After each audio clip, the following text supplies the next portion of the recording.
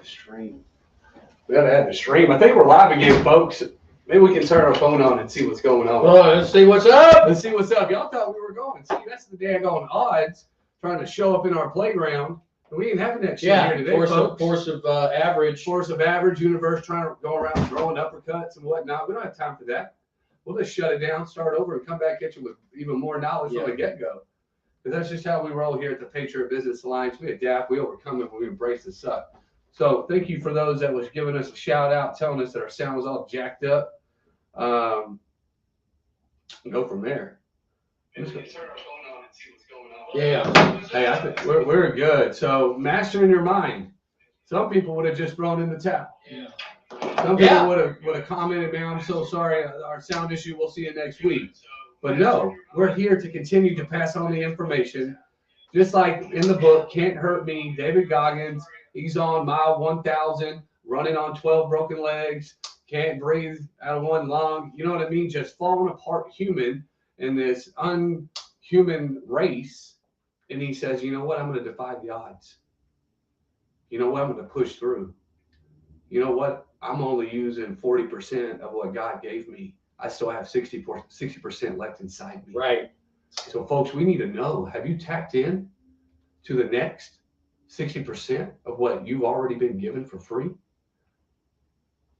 You know, that's a deep question. That's something I got to self-reflect on myself. Are there days that I only give 40%?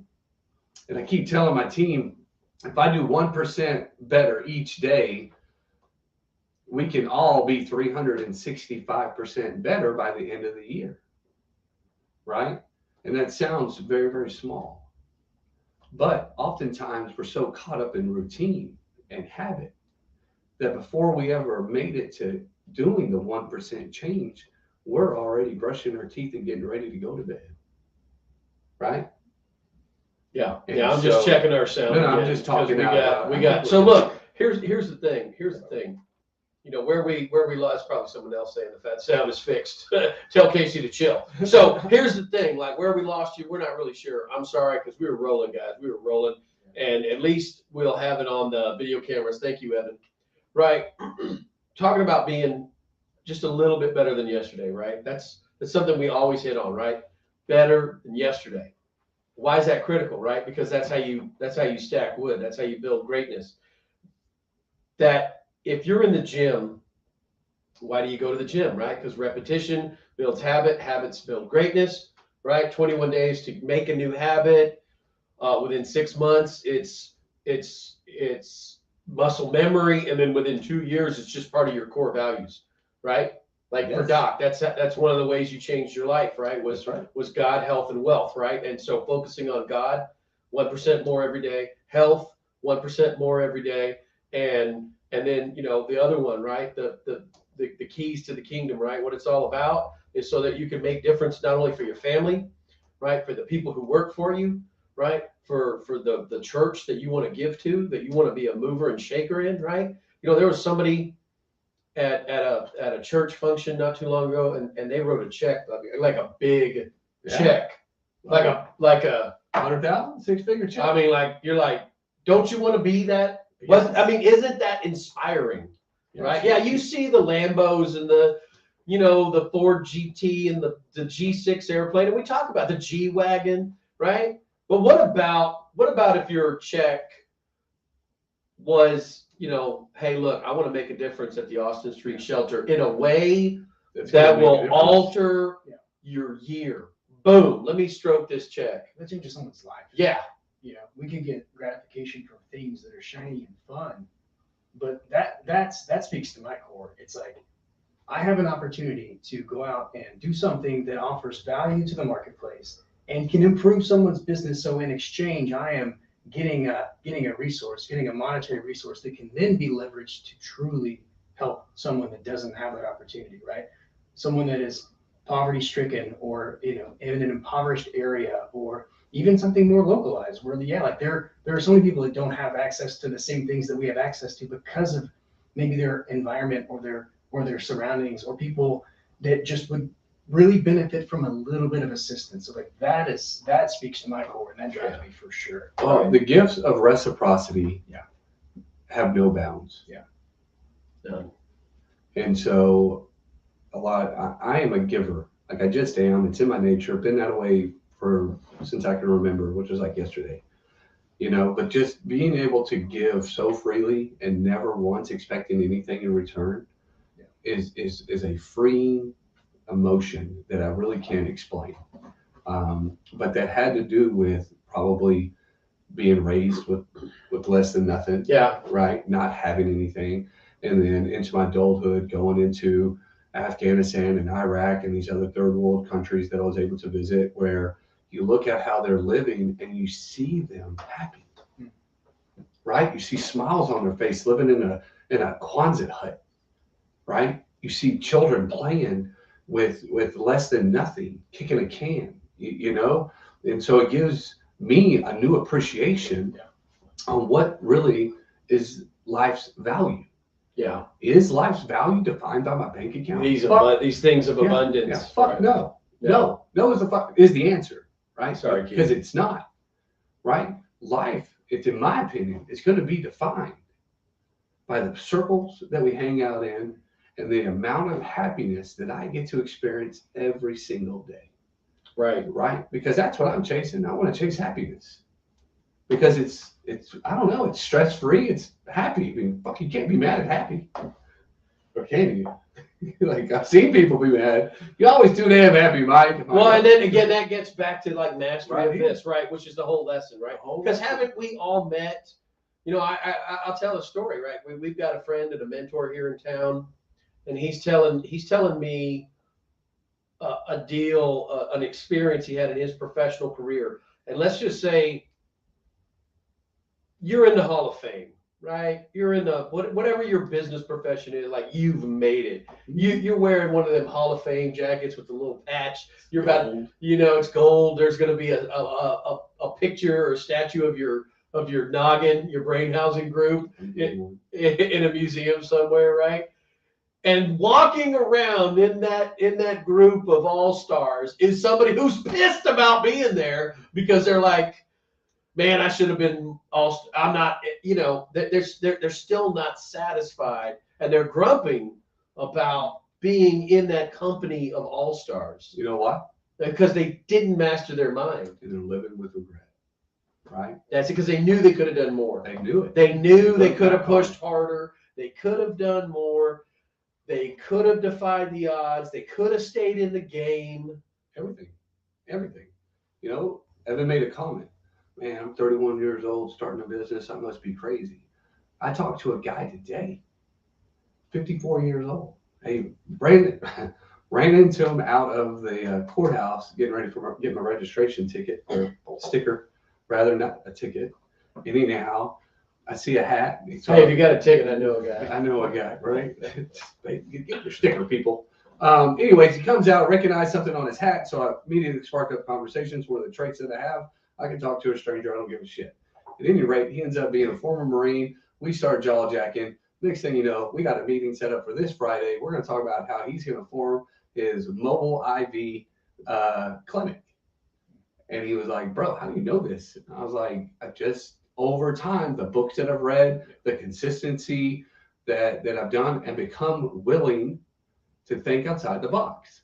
There is no way that you cannot succeed if you don't decide to look around and figure it out. Yeah. Right? If you see a brick wall, grab some tannerite, blow it the fuck up. Get a ladder, climb over it. I don't know, hire some masonaries and have them freaking tear the wall down. Whatever it takes. Yeah, well, exactly Right? what Evan said. Whatever it takes. Back to what Evan said. Whatever it takes. You've got to just keep pushing forward, and those efforts, right? And here's another little look. Don't forget the little micro stage that you're all on. And this is one that I try to remind myself of frequently, right? That moment you're walking out of the courthouse, you could have just looked down, looked away, right, from strangers, right? But you made a decision to not do that, right? To do the opposite of that, to take some action, put yourself out there a little bit, right?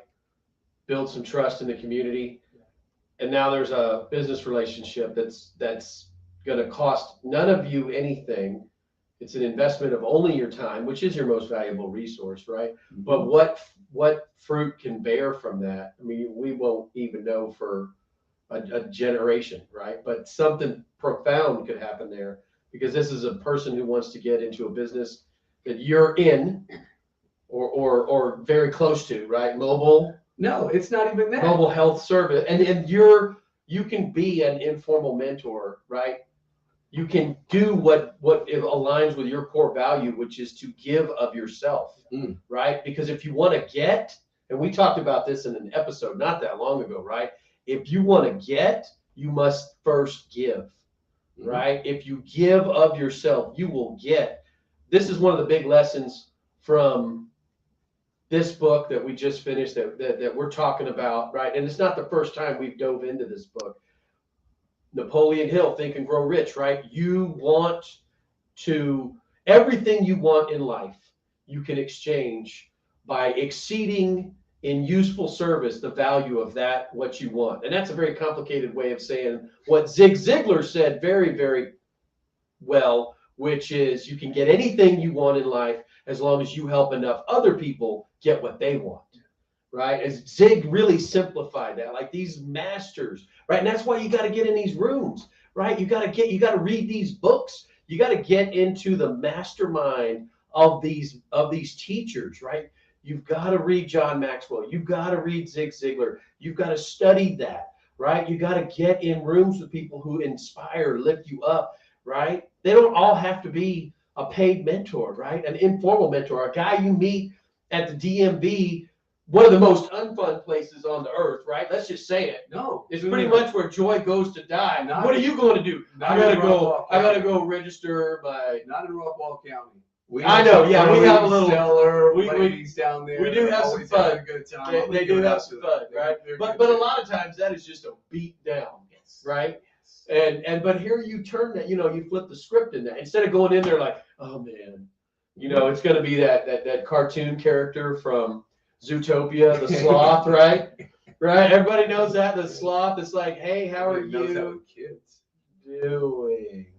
Anybody with kids has seen that. But you know what I'm saying, right? Yes. And instead, you go in there with the mindset, I'm going to have some fun, That's right. and I'm going to meet somebody whose life that I'm going to change and who's going to change my life. Boom. And it happened, right? I did go in there with I'm going to have some fun. I did not. So I'm leaving, right? But it just goes to show what he just said. The more people that you people go out and help, the greater your life becomes. The more cheerful and happy I can make somebody. Man, if you've ever ridden the truck with me for an hour or two, like it is an adventure. Like I will jack with anybody out there. But there's a reason behind that, right? Because if you continuously give the gift of happiness and laughter, like you will become everybody's friend. And with everybody's friendship comes a lot of goodness that comes from that. Yeah. Right? Regardless. You're planting a lot of good seeds. Right? Did it help me increase the success of my companies? Absolutely. Did it help me become a better friend and mentor to other people? Absolutely. Did I find myself back on the right path and having a better understanding of Jesus Christ? Absolutely. Right? Because I continuously put myself out there. And that's exactly what these books are saying. The Can't Hurt Me, the Extreme Ownership, the Think and Grow Rich, the Rich Dad, Poor Dad, the 10X Your Life. I mean, the list can go fucking on. Just become willing to read the list. What do you think about it all, Evan? I know Evan's an introvert, and he's actually a really proud introvert. Like, he will tell everybody in the world how introverted he is. Just 2 people at a time. Which is, yeah. Stand right there. Yes, I love people. You guys come in and push your turn. So that's hard, right? So that is definitely an odd stacked against you. You didn't come out and was like, you know what? I don't want to talk to nobody. Yeah. Right? Yeah. So I didn't this choose is shyness. Shyness yeah, chose me. that's right. And it's not your fault. Put that on a t-shirt. Sure. I'm an introvert. Talk to me. Trademark that. Trademark that shit now. So how are you define those odds? Sorry about the spicy language. Oh, we're having a good time tonight. I need you in this room. So those are some really stacked odds, and especially in the industry you're in. Oh yeah. Media. Yeah. You're like, hey, we need a group photo. You're like, can I merge y'all after we're done? I got this really cool app that I can just merge everybody and I can put you in different positions. Super fun. Don't worry about it. Just one at a time at different locations. So how do you do that? Yeah, it's great. So I look at it, I think there are a lot of maybe commonalities with some of what you've already said, kind of paired with the whole mindset and approach toward what you're doing is, to me, if whatever you're pursuing is worth pursuing, it's worth embracing those obstacles or those odds or those challenges. So in this case, like if I'm introverted, if it's difficult for me to be in front of people or meet new people or whatever the case is, if that is a necessary step toward what I'm working on, it's worth it, right? So it's like, I mentioned it the other day in a post, really getting out of my comfort zone to do something that I feel like is worthwhile and worthy of doing. And also in that, it's like the whole mentality we talked about before, whenever it takes, like, okay, I can go home and recharge, right? I've got, hours allotted at the end of the day where I can just like not associate with another human and just kind of get into that empty box and kind of refuel so that I can go out and do it again the next day, because I know what I'm building and I know what I'm doing is worth that daily deposit of getting out of my own way, embracing that obstacle, embracing that challenge. And I kind of like, I look at it like, again, whatever that we are pursuing is worth just blasting through all of those challenges there in its path.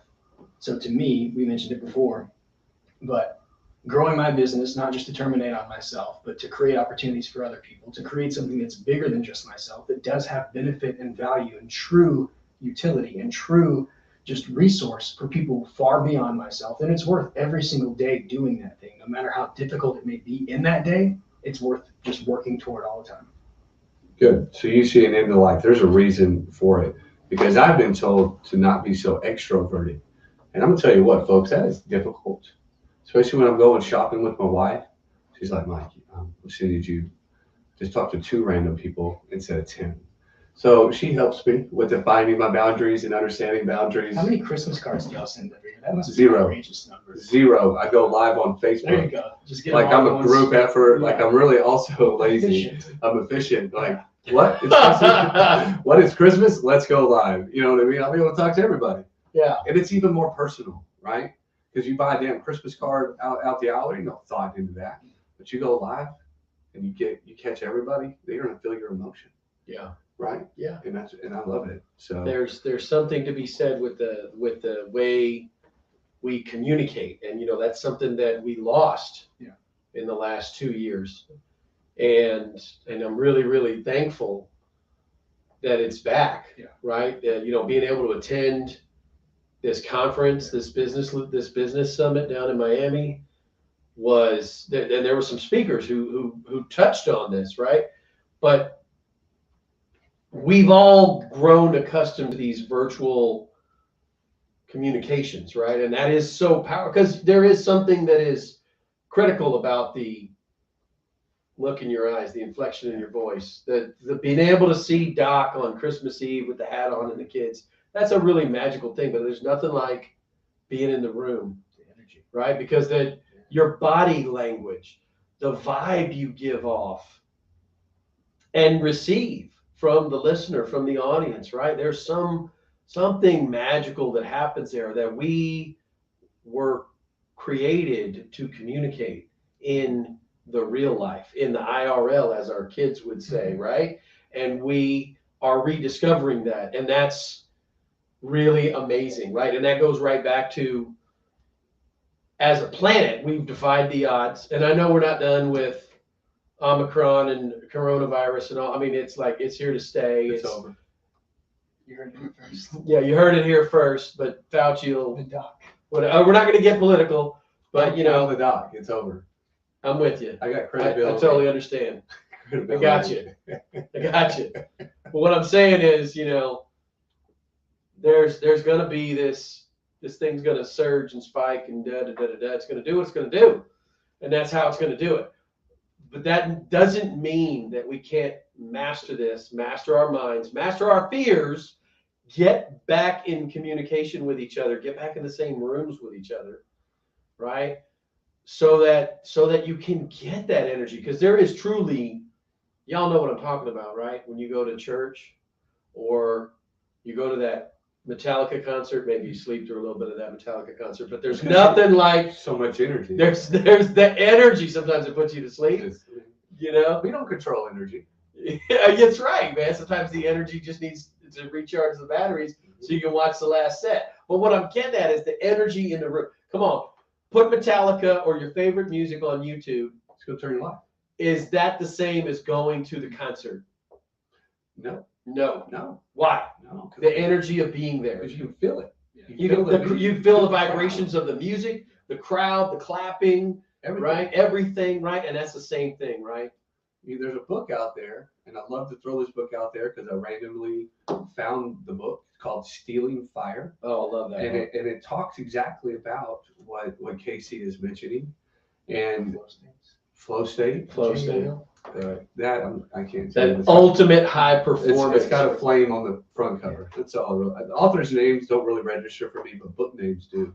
But regardless, it talks about that energy. It talks about getting into flow state, going into ecstasis, jiving with the right people, and that all has to do with developing how you see things, how you perceive the world around you, and how you master your mind so that whenever you visualize something, you actually can almost taste it, right? You heard it. I want it so bad I can taste it, right? You've heard that. People say that. You can smell something and taste it. That is the power of energy, and that is the power of our subconscious mind that we have no fucking idea on how to master. Right? Sorry, Keith. Like Here here's is one way that you can start learning how to master your mind, and it's right out of this book. Mhm. Right? It's right out of this book, and it's out of a lot of these books, right? David Goggins used the accountability. I can't say that word. The accountability mirror Mhm. to master his mind and keep his goals, right? Because he liked the Post-it note. He'd grab an ink stick and a Post-it, and I just kind of envisioned, just because you hear the story, and in your mind's eye, can't you see David? And all you see is this tiny little face with this giant mirror covered with Post-it notes. Every one of his goals on there. I'm going to run the Badwater 9000. I'm going to run the Snake Water, Cold River, Pocahontas. Drive by, Right? All the amazing things that he kept raising the bar. I'm going to do 1,800 pull-ups in 24 hours. Whatever it was. I mean, I just have this, right? You bombard your mind with your goals, right? Day after day after day after day, and you keep increasing them, right? You get to one goal, you run the Badwater 100, throw that off the Post-it note, put the next goal on there. Badwater 100 done. The 900-kilometer race is next, or whatever the next big thing is, right? So you're not the guy walking around in the Hall of Fame with regrets. You're not the gal walking around in the Hall of Fame going, I could have done more, right? I could have pushed harder. More importantly, you're not the business owner that threw in the towel. You know what I mean? Right. You're not the parent that gave up on the child. You're not the married couple that gave up on the marriage. Like, you're so much better than what oftentimes we give ourselves credit for. There's more. And to be able to understand your mind is an eye-opening experience. It is an awakening moment that I'm sure that I will experience multiple times, right? As I continue to grow older and continue to gain new knowledge and find new friends and new mentors, I'm consistently growing for the betterment of my future, right? And I know we had some sound issues, so I know we told everybody we're just running in. We're 30 minutes. So we're at the top of our 30 minutes twice. We want to thank everybody for tuning in, listening, and embracing our stuff. Yeah, and thanks for your patience, right? Yeah, embracing our stuff. The YouTube. I know we had some problems over there. Thank you guys. Thank you everybody on Facebook and wherever you catch this, right? Either on iPhone, podcast, Spotify. iPod, not iPhone. Sorry. It's been a long day, man. A lot of energy going on. Man, winning on Wednesday. We want to hear from you guys. Put it in the chat. Hit us up on the email. We got some great stuff coming up next week. Can't wait to see y'all. Yes, awesome. Well, we're out of here. Evan, you got any save rounds? I'm just kidding. Perfect. It's too bad about the sound thing. Yeah, we're good. It's too bad, but we I do got it. have one. Yes, So yes. I wanted to say, you guys talking about goals a lot. The last thing that kind of stuck with me, that you were talking about, like, I kind of picked this up somewhere last week, but winners and losers have the same goals, right? Like they both want the same thing. The difference is the action to get to it. So I think that's kind of that guiding principle, right? Like the person who wins and loses both want the same thing, but what's the difference, right? What's Yeah. going to make the difference? They say Michael Jordan did 946 game-winning shots. Last second, bottom of the buzzer beater. He only made 146. What do they remember Michael Jordan as? As the man that made 146 game-winning shots. Yeah. Right? So remember that, folks. Go out. You're better than what you think you are. Get your I statements in. Make that 1% change so that you can reach greatness. Thank you guys. Yeah. See you next week. In broadcast. April out.